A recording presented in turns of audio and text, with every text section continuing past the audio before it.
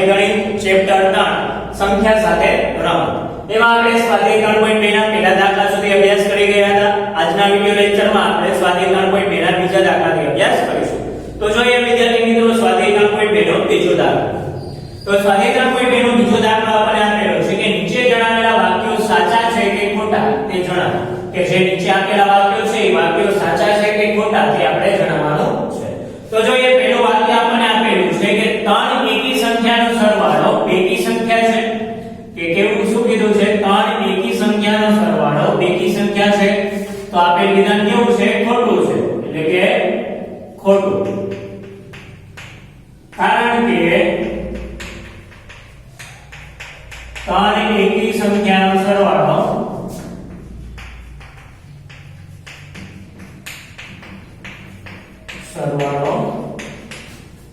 એકી સંખ્યા મળે. એકી સંખ્યા મળે છે.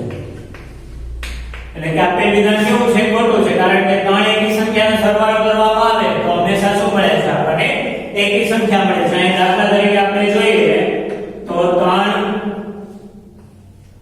+ 5 + 7.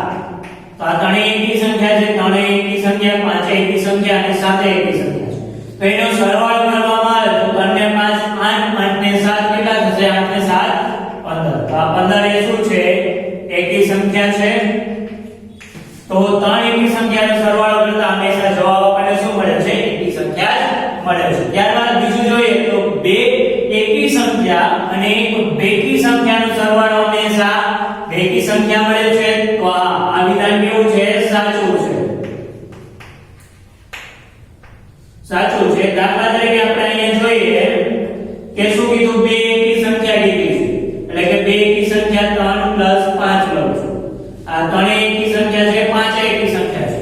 અને શું કરવાનું છે? એક બેકી સંખ્યા લેવાની છે. એટલે કે 4 એ બેકી સંખ્યા છે. તો આ બે એકી સંખ્યા અને આ એક બેકી સંખ્યા, એનો સરવાળો કરવામાં આવે તો જવાબ આપણને શું મળશે? હંમેશા બેકી સંખ્યા. એટલે કે 3 ને 5 8, 8 ને 4 12. તો 12 એ શું છે? બેકી સંખ્યા છે. એટલે કે બે એકી સંખ્યા અને એક બેકી સંખ્યાનો સરવાળો કરવામાં આવે તો જવાબ હંમેશા શું મળે છે? બેકી સંખ્યા મળે છે. ત્યારબાદ ત્રીજું જોઈએ તો 3 એકી સંખ્યાનો ગુણાકાર એકી સંખ્યા છે. 3 એકી સંખ્યાનો ગુણાકાર એકી સંખ્યા છે. તો આ આપેલ વિધાન કેવું છે? સાચું છે. અહીં દાખલા તરીકે આપણે જોઈએ કે 1 * 3 * 5. તો અહીં 3 એકી સંખ્યા કીધી. તો એક એકી સંખ્યા છે, 3 એકી સંખ્યા છે, 5 એકી સંખ્યા છે. તો આ 3 એકી સંખ્યા છે કે તેનો ગુણાકાર કરતા જવાબ હંમેશા આપણને શું મળશે? એકી સંખ્યા જ મળશે. 3 * 3 અને 3 × 5 = 15. તો 15 એ શું છે? એકી સંખ્યા જ છે.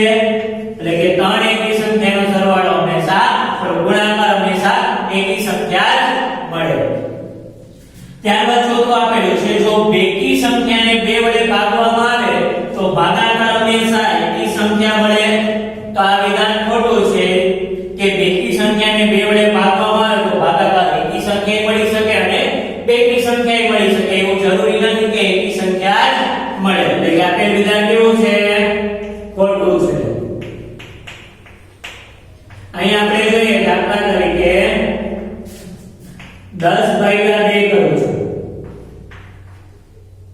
કે અહીં 10 એક એવી સંખ્યા છે, બેકી સંખ્યા છે. તો બેકી સંખ્યાને 2 વડે ભાગવામાં આવે તો જવાબ અહીંયા શું મળશે? 10/2 કરશો એટલે જવાબ મળશે 5. તો 5 એ એકી સંખ્યા છે. પરંતુ હવે 16/2 કરો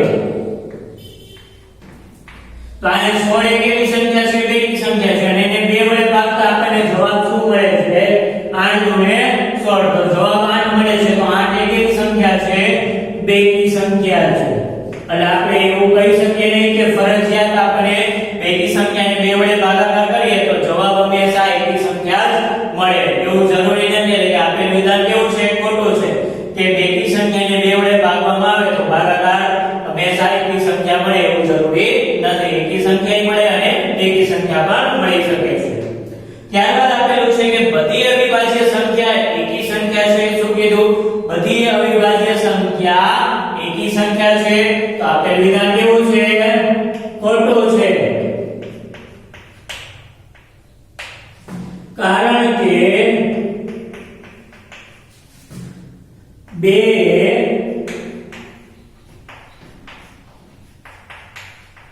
અવિભાજ્ય સંખ્યા છે. બે કેવી સંખ્યા છે? અવિભાજ્ય સંખ્યા છે. અને જે બેકી સંખ્યા છે. જે કેવી છે? જે બેકી સંખ્યા છે. કે અહીંયા આપણે કીધું હતું કે બધી અવિભાજ્ય સંખ્યા એકી સંખ્યા છે તો ના, એટલે કે આપેલ વિધાન કેવું છે? ખોટું છે, કારણ કે બે અવિભાજ્ય સંખ્યા છે અને જે કેવી સંખ્યા છે? જે બેકી સંખ્યા છે, એટલે આપેલ વિધાન કેવું છે? ખોટું છે. ત્યારબાદ આપણને એમ આપેલું છે કે અવિભાજ્ય સંખ્યાને અવયવ હોતો નથી. તો અવિભાજ્ય સંખ્યાને અવયવ હોય છે એક, અને સંખ્યા પોતે બે અવયવ હોય છે, એટલે કે આપેલ વિધાન કેવું છે? ખોટું છે. એટલે કે અવિભાજ્ય સંખ્યાને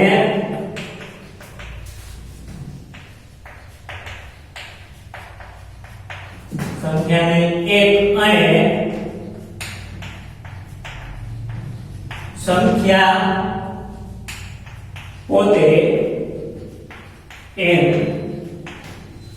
બે અવયવો હોય છે. કે અવિભાજ્ય સંખ્યાને અવયવ હોતા નથી. આ વિધાન કેવું છે? ખોટું છે, કારણ કે અવિભાજ્ય સંખ્યાને એક અને સંખ્યા પોતે એમ બે અવયવો હોય છે, એટલે કે આપેલ વિધાન એના ઉપરથી કહી શકીએ કે આપેલ વિધાન કેવું છે? ખોટું છે. ત્યારબાદ આપેલું છે કે બે અવિભાજ્ય સંખ્યાનો સરવાળો હંમેશા બેકી સંખ્યા જ મળે. તો આપેલ વિધાન કેવું છે? ખોટું છે, કે બે અવિભાજ્ય સંખ્યાનો સરવાળો હંમેશા બેકી સંખ્યા મળે એવું જરૂરી નથી. એટલે કે અહીંયા આપણે લખીએ કે આપેલ વિધાન કેવું છે? ખોટું છે. તો દાખલા તરીકે આપણે અહીંયા જોઈએ કે શું કીધું? બે અવિભાજ્ય સંખ્યાનો સરવાળો હંમેશા બેકી સંખ્યા જ મળે. તો અહીં લઈએ 2 + 3. તો આ બંને અવિભાજ્ય સંખ્યા છે, તો એનો સરવાળો કરતા આપણને જવાબ શું મળે છે? 3 ને 2 5, કે જે કેવી સંખ્યા છે? એકી સંખ્યા છે. એ જ રીતે બીજું ઉદાહરણ લઉં કે 3 + 5. તો 3 અવિભાજ્ય સંખ્યા છે, 5 એ અવિભાજ્ય સંખ્યા છે, તો બંનેનો સરવાળો કરતા આપણને જવાબ શું મળશે? 8. 5 ને 3 8 થશે, તો 8 એ કેવી સંખ્યા છે? બેકી સંખ્યા છે. એટલે કે એવું જરૂરી નથી કે બે અવિભાજ્ય સંખ્યાનો સરવાળો હંમેશા બેકી સંખ્યા જ મળે. એટલે કે આપેલ વિધાન કેવું છે? ખોટું છે, કે 2 + 3 કરીશ તો 5 મળે છે, કે જે કેવી સંખ્યા છે? એકી સંખ્યા છે. અહીં 3 + 5 કરીશ તો જવાબ મળશે 8, કે જે કેવી સંખ્યા છે? બેકી સંખ્યા છે. ત્યારબાદ જોઈએ તો બે એકમાત્ર બેકી અવિભાજ્ય સંખ્યા છે. તો આપેલ વિધાન કેવું છે? સાચું છે, કારણ કે બે જ એકમાત્ર અવિભાજ્ય સંખ્યા છે કે જે બેકી સંખ્યા છે. એટલે કે આપેલ વિધાન કેવું છે? સાચું છે. પછી આપેલું છે કે બધી બેકી સંખ્યા વિભાજ્ય સંખ્યા છે. બધી બેકી સંખ્યા વિભાજ્ય સંખ્યા છે, તો આપેલ વિધાન કેવું છે? ખોટું છે. તેનું કારણ કે બે અવિભાજ્ય સંખ્યા છે અને જે બેકી સંખ્યા છે.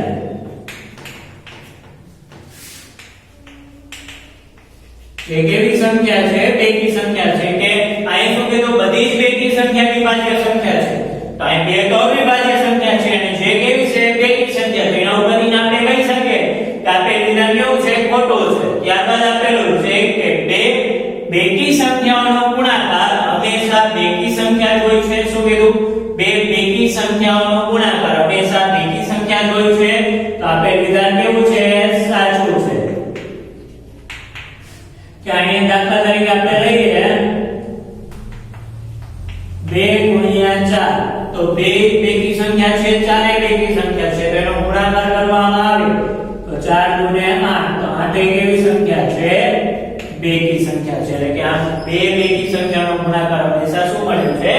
બેકી સંખ્યા મળે છે. ત્યારબાદ ત્રીજો પ્રશ્ન આપણે જોઈએ તો 13 અને 31 એ અવિભાજ્ય છે.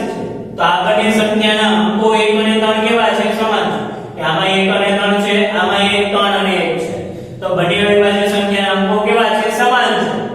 તો 100 સંખ્યા સુધી આવી અવિભાજ્ય સંખ્યાની જોડીઓ શોધો. તો પહેલા તો આપણે 100 સુધીની અવિભાજ્ય સંખ્યા લખીએ. તો 100 સુધીની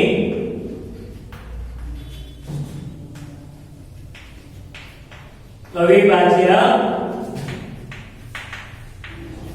સંખ્યાઓ તો 100 સુધીની અવિભાજ્ય સંખ્યાઓ કઈ કઈ થશે તો 2 3 5 7 પછી 11 13 17 19 23 29 પછી 31 37 પછી આવશે 41 43 44 પછી 53 પછી આવશે 59 પછી 61 63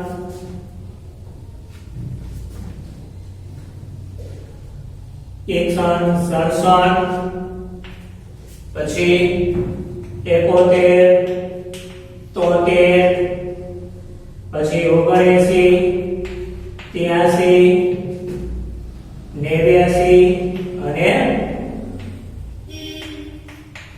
97 છે બરાબર તો આ 100 સુધીની અવિભાજ્ય સંખ્યાઓ થઈ ગઈ હવે અવિભાજ્ય સંખ્યામાં સમાન અંકો ધરાવતી સંખ્યાઓ એ સમાન અંકો ધરાવતી કે 13 અને 31 છે તો બંનેના અંકો કેવા છે 1 અને 10 સમાન છે તો અવિભાજ્ય સંખ્યાઓમાં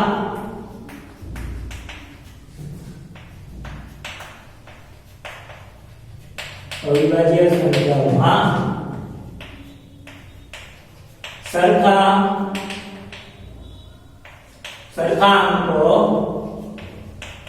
ધરાવતી સંખ્યા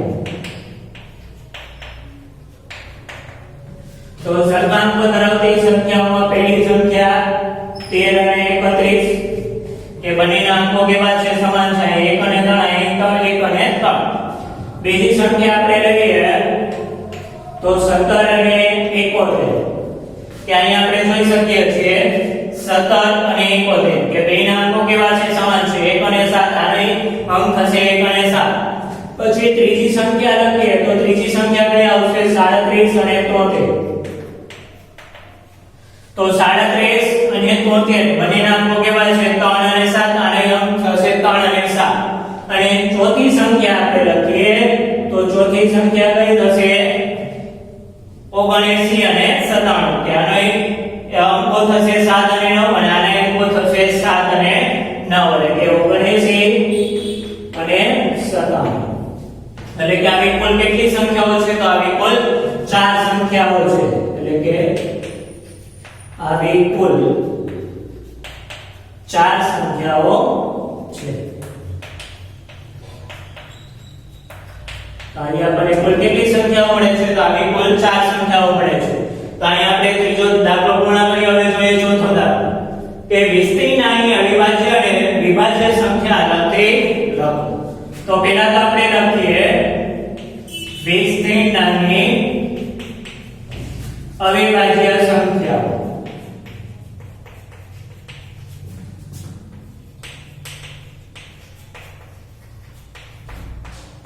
તો 20 થી નાની અવિભાજ્ય સંખ્યાઓ એટલે કે 20 કરતા નાની જે બધી અવિભાજ્ય સંખ્યાઓ છે એ બધી અવિભાજ્ય સંખ્યાઓ લખવાની તો કઈ આવશે 2 3 5 7 પછી 11 13 17 અને 19 છે બરાબર 11 13 17 અને 19 છે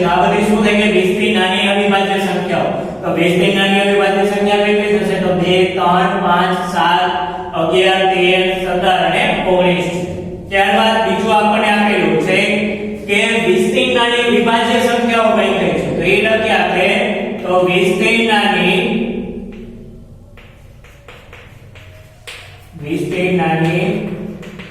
વિભાજ્ય સંખ્યાઓ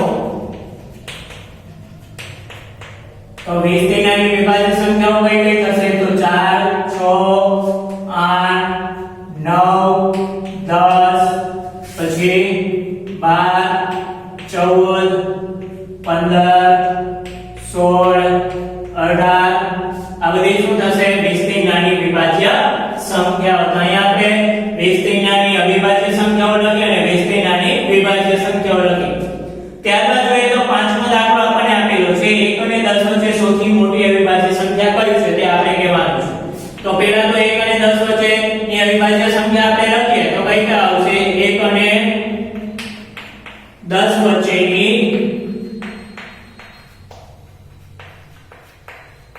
અવિભાજ્ય સંખ્યાઓ. તો 1 અને 10 વચ્ચેની અવિભાજ્ય સંખ્યાઓ કઈ કઈ છે તો 2 3 5 અને 7. તો આ 1 અને 10 વચ્ચેની અવિભાજ્ય સંખ્યાઓ છે. તો અહીંયા તમે જોઈ શકો છો કે સૌથી મોટી અવિભાજ્ય સંખ્યા કઈ છે. તો અહીંયા સરળતાથી આપણે કહી શકીએ વિદ્યાર્થી મિત્રો કે સૌથી મોટી અવિભાજ્ય સંખ્યા કઈ છે તો આવશે 7. એટલે કે 1 અને 10 વચ્ચે સૌથી મોટી અવિભાજ્ય સંખ્યા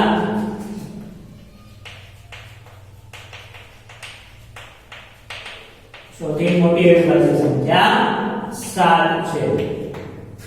ત્યારબાદ આપણને છઠ્ઠો પ્રશ્ન આપેલો છે કે નીચેની સંખ્યાઓને બે એકી અવિભાજ્ય સંખ્યાના સરવાળા તરીકે દર્શાવો. કે આ જે સંખ્યાઓ આપેલી છે એને આપણે શું કરવાનું છે બે એકી અવિભાજ્ય સંખ્યાના સરવાળા તરીકે આપણે એને દર્શાવવાની છે. તો પહેલી સંખ્યા આપણને આપેલી છે 44.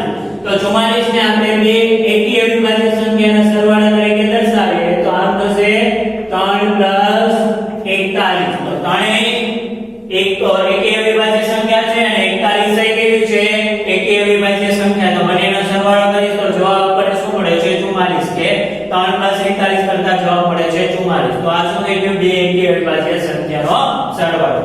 ત્યારબાદ 36 આપેલું છે તો 36 ને બે એકી અવિભાજ્ય સંખ્યાના સરવાળા તરીકે દર્શાવીએ તો 5 + 31.